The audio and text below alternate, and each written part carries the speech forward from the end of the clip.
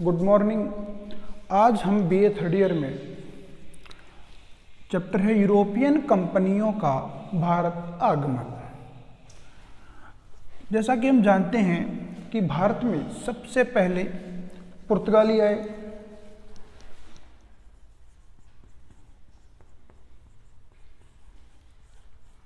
उसके बाद डच आए, अंग्रेज आए, डेनिस आए और फिर फ्रांसीस आए। डेनिस डेनमार्क, डच हॉलैंड। ठीक है, ये यूरोपियन कंपनियों का भारत आगमन है। अब हम देखते हैं कि सबसे पहले भारत में आए पुर्तगाली। देखो क्या होता है, यूरोप में जो पुनर्जागरण होता है उसके परिणाम स्वरूप यूरोप के जो देश थे वो गोल्ड, ग्लोरी और गॉड, इन तीन उद्देश्यों के लेके विश्व भर में अपना परचम लहराना चाहते हैं। इसलिए पुर्तगाल के लोगों ने समुद्री मार्गों की खोज करना शुरू कर दिया। अब पुर्तगाल के लोग चाहते थे कि हम ज़्यादा से ज़्यादा व्यापार पे एक अधिकार करें। तो जो पुर्तगाली भारत में आए थे उनका सबसे बड़ा उद्देश्य था कि भारत के अंदर जो अरब, इसका उद्देश्य था कि अरब व वेनिस के व्यापारी, अरब व वेनिस के व्यापारी थे, उनके एकाधिकार को समाप्त करना। अरब व वेनिस के व्यापारियों के एकाधिकार को समाप्त करना। ठीक है, अब भारत की खोज के लिए वास्को डी गामा सबसे पहले भारत आया। वास्को डी गामा, देखो ये पुर्तगाल से रवाना होता है और 90 दिन की जल यात्रा करता हुआ जो दक्षिणी अफ्रीकी महाद्वीप में है, उसका जो दक्षिणी किनारा है केप होप गुड होप, जिसे हम आशा अंतरीप कहते हैं, केप होप गुड होप के चक्कर लगाते हुए यहाँ कालीकट बंदरगाह है, कालीकट, यहां आया। उस समय कालीकट बंदरगाह, ये कालीकट नामक स्थान पर जमोरिन नामक एक हिंदू राजा था जिसने उसका स्वागत किया। ठीक है, अब Vasco da Gama Bharat Abdul Manik की सहायता से आया था। अब्दुल मनिक एक गुजराती व्यापारी था या मार्गदर्शक था। अब्दुल मनिक की सहायता से भारत आया था। कालीकट के बंदरगाह पे 1498 ईस्वी में 1498 ईस्वी में उतरा, जहां पर वहां के हिंदू राजा जमोरिन ने उसका स्वागत किया। ठीक है, अब वास्को डी गामा यहां से क्या खरीदता है? काली मिर्च। क्या खरीदता है? काली मिर्च। अब देखो क्या होता है, काली मिर्च क्यों खरीदता है?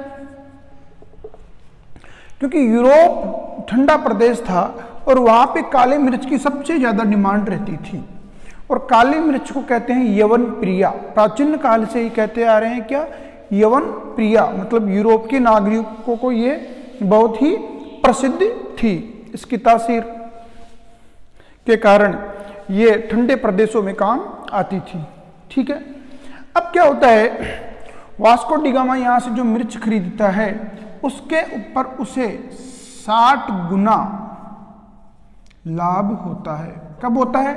जब यहां से जो मिर्च खरीदी, काली मिर्च, उसको यूरोप में ले जाके बेचता है तो उसको खर्चा काट के कितना गुना लाभ हुआ? 60 गुना। तो तो पुर्तगालियों को लगा कि ये तो फायदे का सौदा है, क्यों न हम इसके व्यापार पे एकाधिकार कर ले। ठीक है, जब ये पुर्तगाली भारत में आए थे तो इनका सब ज्यादा विरोध किया था अरब लोगों ने। किसने किया था? अरब लोगों ने। क्यों किया था? क्योंकि इससे पहले भारत के विदेशी व्यापार पे अरब लोगों का एकाधिकार था। किसका एकाधिकार था? अरब लोगों का एकाधिकार था। ठीक है, अब वापस चला गया और 1502 ईस्वी में वास्को डी गामा दोबारा भारत आया था। 1498 में आया एक बार तो, और एक 1502 ईस्वी में वास्को डी गामा दोबारा भारत आया था। ठीक है, इसके बाद अगर पूछ ले कि वास्को डी गामा के बाद भारत आने वाला कौन सा पुर्तगाली नागरिक था? Pedro Alvares Cabral. Pedro Alvares Cabral ये दूसरा पुर्तगाली नागरिक था जो 1500 ईस्वी में भारत आया था। ठीक है, वास्को डी गामा के बाद पेड्रो अल्ब्रेज कैब्राल दूसरा पुर्तगीज नागरिक था जो भारत आया था। ठीक है,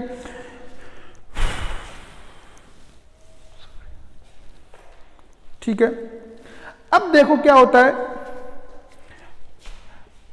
1503 ईस्वी में कोचीन, कौन सी जगह है? कोचीन। कोचीन में अंग्रेजों ने अपनी पहली व्यापारिक कोठी या फैक्ट्री का निर्माण किया। 1503 ईस्वी में, सॉरी, पुर्तगालियों ने 1503 ईस्वी में कोचीन में अपनी पहली व्यापारिक फैक्ट्री का निर्माण किया। ठीक है, अब पहला पुर्तगाली जो गवर्नर भारत आया वह था Francis de Almeida. Francis de Almeida. अब देखो, पुर्तगालियों के साथ एक संबंध है। अधिकतर पुर्तगाली नागरिक होंगे उनके नाम के साथ डी जरूर आएगा। क्या आएगा? डी। तो समझ जाना कि ये हो सके 90% ये पोर्तुगीज है। ठीक है, डी जरूर आएगा। तो फ्रांसिस डी अल्मेडा ये पहला पोर्तुगीज गवर्नर था 1505 ईस्वी से 1509 ईस्वी तक। ठीक है, अब देखो, इसी फ्रांसिस डी अल्मेडा की पॉलिसी थी नीले पानी की नीति। क्या थी? नीले पानी की नीति। इसके तहत इसने क्या किया कि जितना भी समुद्री मार्गों से व्यापार होता है अरब सागर में, उन मार्गों पे, या यूं कहूं कि अरब सागर के ऊपर अपना नियंत्रण स्थापित कर लिया जाए। किसके ऊपर? अरब सागर के ऊपर अपना नियंत्रण स्थापित कर लिया जाए। ठीक है, और इसने, इस फ्रांसिस डी अल्मेडा ने टर्की, गुजरात व मिस्र की जो संयुक्त सेनाएं थी उनको हरा दिया और दीव के ऊपर कब्जा कर लिया। किसके ऊपर? दीव, जो दमन दीव है ना, उसमें दीव के ऊपर इसने कब्जा कर लिया और अरब सागर में अपनी सत्ता पहरा दी। अर्थात अब अरब सागर के ऊपर निर्विवाद, बगैर किसी विद्रोह के पुर्तगाली राज करने लगे। ठीक है, इसके बाद अगला जो गवर्नर आता है वह है अल्फांसो डी अल्बुकर्क।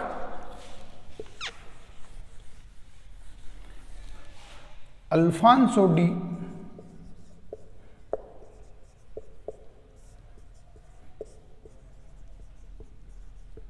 अल्बुकर्क 1509 ईस्वी में आता है। ठीक है, अब देखो, अल्फांसो डी अल्बुकर्क है, इसे भारत में पुर्तगालियों का वास्तविक संस्थापक मानते हैं। इसे भारत में पुर्तगालियों की जो कंपनी थी उसका वास्तविक संस्थापक मानते हैं। इसने क्या किया? 1510 ईस्वी में बीजापुर के यूसुफ आदिल शाह से, बीजापुर के यूसुफ आदिल शाह से क्या छीन लिया? गोवा। इसने 1510 ईस्वी में बीजापुर के यूसुफ आदिल शाह से गोवा छीन लिया, जो कालांतर में पुर्तगालियों का प्रमुख केंद्र बना रहा। क्योंकि बीजापुर और विजयनगर साम्राज्य के बीच में हमेशा विवाद रहता था, इसलिए विजयनगर साम्राज्य के शासक कृष्णदेव राय ने गोवा छीनने की खुशी में पुर्तगालियों को भटकल का किला क्या दे दिया? भटकल। भटकल का किला भी गिफ्ट कर दिया। ठीक है। अल्फांसो डी अल्बुकर्क को पता था कि हम ज्यादा संख्या में पुर्तगालियों को भारत में नहीं बसा सकते, लेकिन हमें व्यापार करने के लिए और कंपनी की देखरेख करने के लिए ज्यादा से ज्यादा साधनों की जरूरत पड़ेगी, जिसके अंदर मनुष्यों की, आदमियों की, वर्करों की सबसे ज्यादा जरूरत थी। तो अल्फांसो डी अल्बुकर्क ने क्या किया? पहले तो भारतीयों को भी अपनी सेना में और अपनी कंपनी में शामिल करना शुरू कर दिया। और दूसरा इसने क्या किया? जो गुजराती थे, जो निम्न तबके के जो पुर्तगाली थे, उनको वो भारत लाता है और उन्हें भारतीय महिलाओं से विवाह करने की छूट देता है कि आप यहीं बसो, यहाँ की जो इंडियन लेडीज है इनके साथ शादी करो और ज्यादा से ज्यादा पुर्तगालियों की संख्या बढ़ाओ। ठीक है। इसके बाद आता है Nuno de Cunha. Nuno de Cunha. इसके बाद आता है नीनू डी कुन्हा। अब देखो इसने क्या किया? नीनू डी कुन्हा ने जो कोचीन में इनकी कंपनी की जो पहली फैक्ट्री थी, जहां पे इन्होंने अपना केंद्र बनाया था, तो कोचीन से गोवा अपनी राजधानी ट्रांसफर कर ली। नीनू डी कुन्हा ने कोचीन से गोवा में अपनी राजधानी ट्रांसफर कर ली 1529-30 में। 1529 और 30 में, जो कि 1961 तक इन पुर्तगालियों का केंद्र रही। इसके बाद आता है, और इसने नीनू डी कुन्हा ने हुगली के ऊपर भी, जो हुगली है यहां पे, हुगली में भी अपनी एक फैक्ट्री स्थापित की थी। ठीक है। इसके बाद आता है आर्मर्ड कार्टेज काफिला। ये जरूर इंपॉर्टेंट है, आर्मर्ड कार्टेज काफिला, जिसे मैंने कल भी बताया था।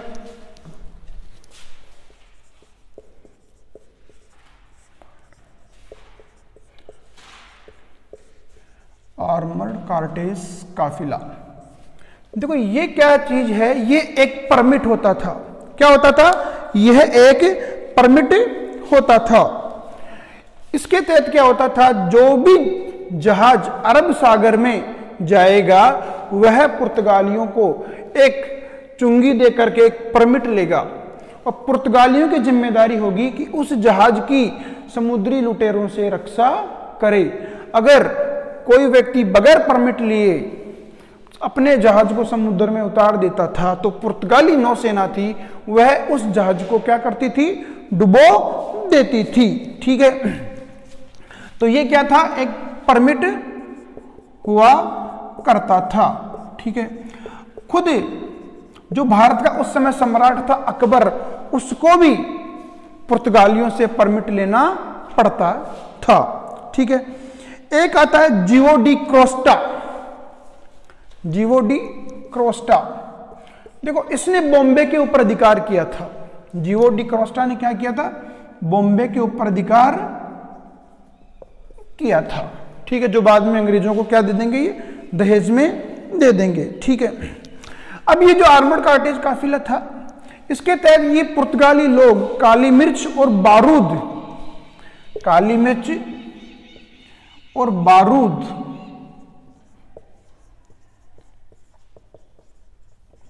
के व्यापार पे अपना एक अधिकार रखते थे कि अगर भारत से कोई काली मिर्च और बारूद का व्यापार करेगा तो वो कौन करेगा? केवल और केवल पुर्तगाली। ठीक है,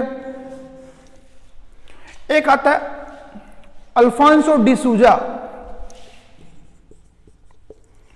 अल्फांसो डिसूजा, देखो इसके समय सेंट जेवियर जो पादरी थे, जेवियर, वो पहली बार भारत आए थे। फ्रांसिस, सेंट यानी संत था,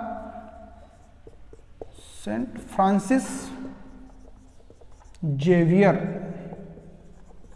ये भारत आए थे। ठीक है, इसके समय। अब देखो जो पुर्तगाली है, इन्होंने भारत को क्या क्या दिया। पुर्तगालियों ने ही सबसे पहली बार भारत में तंबाकू की खेती करना प्रारंभ किया। ठीक है, जहांगीर के समय। कब किया? जहांगीर के समय। और एक चीज और है, जहांगीर तंबाकू का अच्छा शौकीन था, लेकिन उसने तंबाकू के ऊपर प्रतिबंध लगा दिया था। एक इन्होंने क्या किया, जहाज निर्माण का कार्य शुरू किया। कहां किया? एक तो गुजरात में और कोचीन में इसने जहाज निर्माण का कार्य शुरू किया। किन्होंने? पुर्तगालियों ने। इसके बाद पुर्तगालियों ने भारत में प्रिंटिंग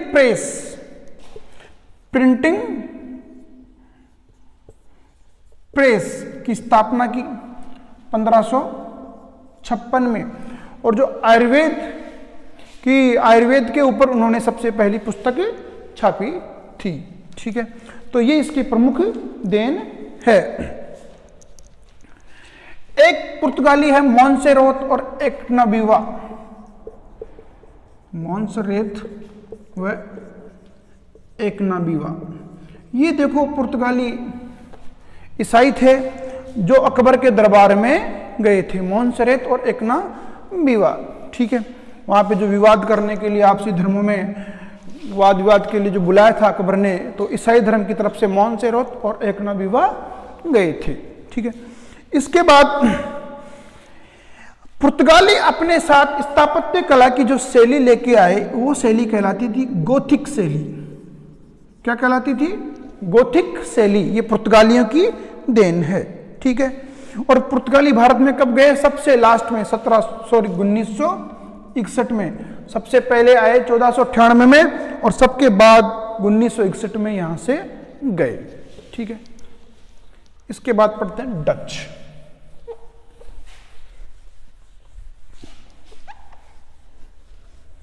इसके बाद है डच।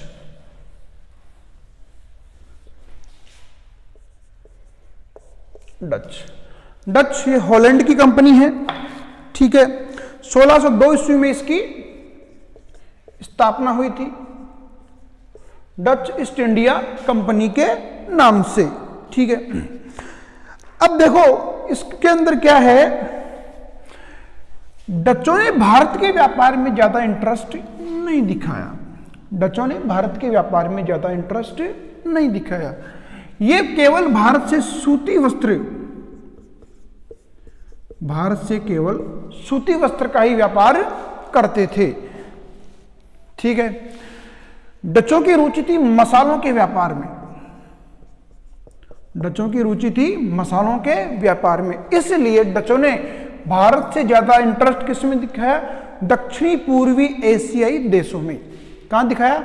दक्षिणी पूर्वी एशियाई देशों में इन्होंने व्यापार में सबसे ज्यादा इंटरेस्ट दिखाया, मसालों के व्यापार में। ठीक, और वेरिगद्दी ओस्तो इंडिस कंपनी, वेरिगद्दी ओस्तो इंडिस कंपनी है इसकी, डचों की, इन्होंने मसालों के व्यापार पे एक अधिकार कर लिया था। ठीक है, अब जो पुलिकट है, पुलिकट में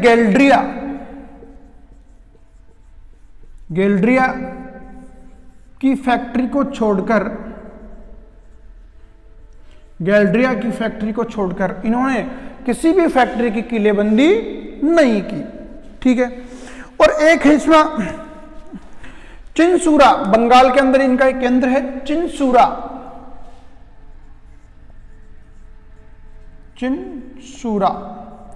चिनसूरा भी इनकी व्यापारिक कोठी हुआ करती थी, जहां पे इन्होंने गुस्तावल दुर्ग का निर्माण किया था। कौन से दुर्ग का? गुस्तावल दुर्ग का निर्माण किया था। ठीक है, अब क्या होता है 1759 ईस्वी में, 1759 ईस्वी में वेदरा का युद्ध होता है। कहां पर?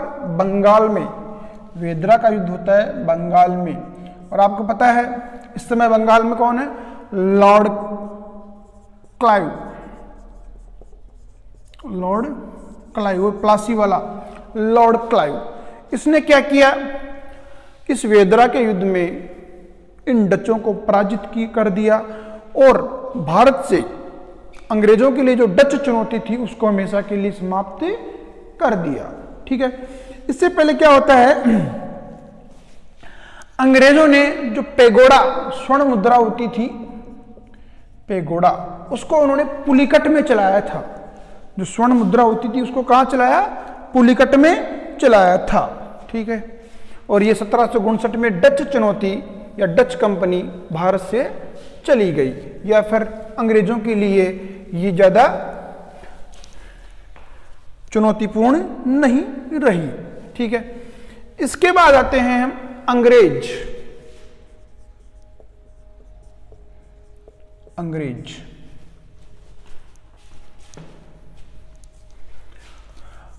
जॉन मिल्टन हॉल,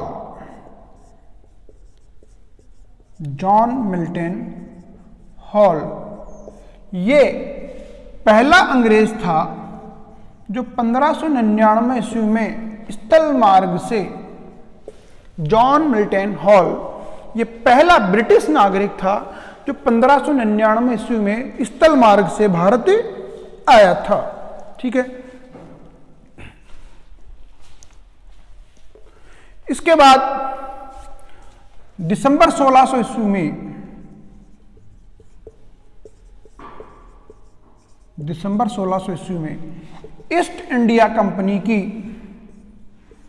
स्थापना होती है।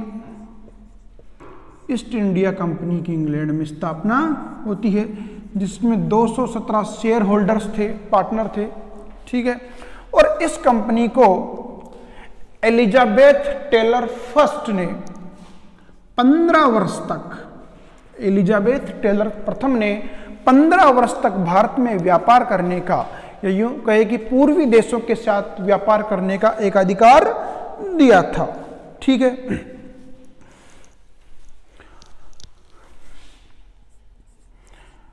15 वर्ष तक भारत में या पूर्वी देशों के साथ व्यापार करने का एक अधिकार दिया था, और 217 इसमें शेयर होल्डर थे। लेकिन 1609 ईस्वी में जेम्स प्रथम ने, जो वहां का प्रिंस था, किंग था जेम्स फर्स्ट ने, जो 15 वर्ष का एक अधिकार था, इसको अनिश्चित काल के लिए बढ़ा दिया, अनिश्चित काल के लिए इसको बढ़ा दिया। ठीक है, अब क्या होता है, प्रथम इस जेम्स फर्स्ट का जो दूत बन के आया सबसे पहले कैप्टन हॉकिंस, कैप्टन हॉकिंस को भारत में दूत बनाकर भेजा गया। ठीक है, अब देखो क्या होता है कैप्टन हॉकिंस के साथ 1608 में, और ये 1609 में अनिश्चित काल के लिए इसको बढ़ा दिया। अब कैप्टन हॉकिंस को क्यों भेजा? क्योंकि ये फ्रांसीसी भाषा को छोड़ी पारसी भाषा का ये जानकार था। कौन सी लैंग्वेज? पारसी, पारसी भाषा का ये जानकार था। और उस समय जो इंडिया में किंग था जहांगीर, वह भी फारसी का विद्वान था, तो ये इसको आराम से व्यापार के लिए मना लेगा। कैप्टन हॉकिंस आया गुजरात में, सूरत में आया, ये जहांगीर से मिलता है, दोनों में अच्छी मित्रता हो जाती है, और जहांगीर इसकी विद्वता से प्रसन्न होकर इसको अपने दरबार में 400 का मनसब भी प्रदान कर देता है, 400 का मनसब भी इसको प्रदान कर देता है। लेकिन जहांगीर ने कैप्टन हॉकिंस को भारत में व्यापारिक कोठी या व्यापार करने के लिए हाँ नहीं भरी। क्यों नहीं भरी? क्योंकि जहांगीर के कान भर रहे थे अंग्रेजों के खिलाफ। कौन? पुर्तगाली।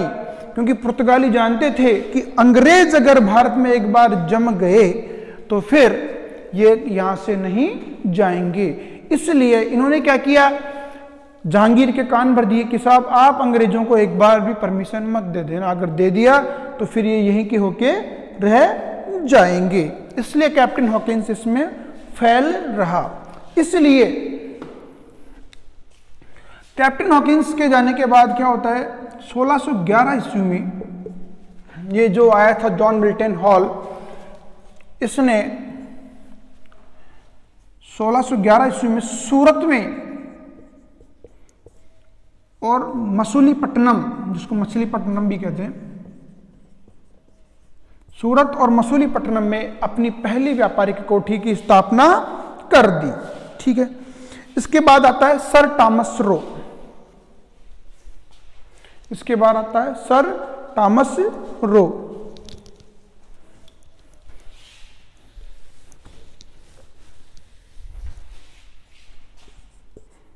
सर टॉमस रो,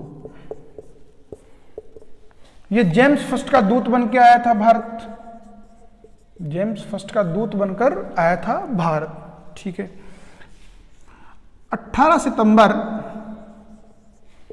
सन 1615 ईस्वी को जहांगीर ने जो अजमेर में दरबार लगाया, जहांगीर ने जो अजमेर में दरबार लगाया, उसमें उससे ये मुलाकात करता है। सर टॉमस रो 1618 ईस्वी तक लगभग 4 साल मुगल दरबार में रहा और अपनी अधिकतर मांगों को मनवाने में सर टॉमस रो सफल रहा। ठीक है, अब देखो 1632 ईस्वी में अंग्रेजों को सुनहरा फरमान मिलता है। कहां से मिलता है? गोलकुंडा से। सुनहरा फरमान गोलकुंडा से मिलता है। इसमें क्या था कि 3000 पेगोडा जो स्वर्ण मुद्रा थी, 3000 पेगोडा के बदले गोलकुंडा के जो जितने भी बंदरगाह थे उनसे अंग्रेजों को व्यापार करने की छूट दे दी गई थी। ठीक है, 1633 ईस्वी में जो भारत का पूर्वी तट है, इसमें बालासोर और हरिहरपुरा, बालासोर व हरिहरपुरा में अंग्रेजों ने अपनी पहली व्यापारिक कोठी स्थापित की। 1633 में बालासोर और हरिहरपुरा में अंग्रेजों ने अपनी पहली व्यापारिक कोठी स्थापित की। 1639 ईस्वी में फ्रांसिस डे, 1639 ईस्वी में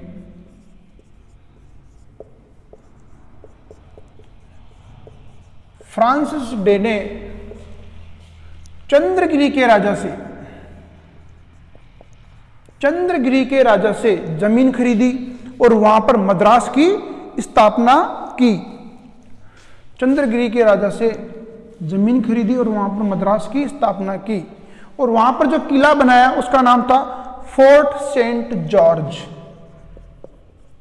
फोर्ट सेंट जॉर्ज। ठीक है, थैंक यू।